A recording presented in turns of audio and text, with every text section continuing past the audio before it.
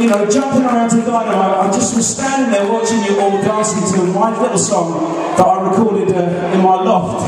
And to see you all having such a good time is a wonderful, wonderful feeling, and I thank you all. So please keep dancing to Dynamo and enjoy yourselves, because that's what music's all about, dancing and enjoying yourself. Thank you. A lot of people wonder, you know, what I'm doing here, and some people say, you know, he's on a scar thing with his brother and the jewelers, all this, but I just want to say that Jackie Wilson was the reason I started singing in the first place. When I was a kid at school, Repeat was the song I loved.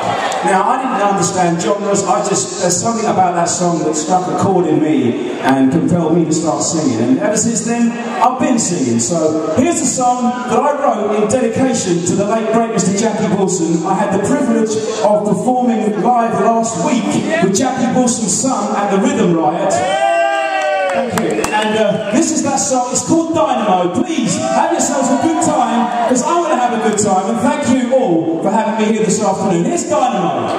Oh! Let's have it then. Hey!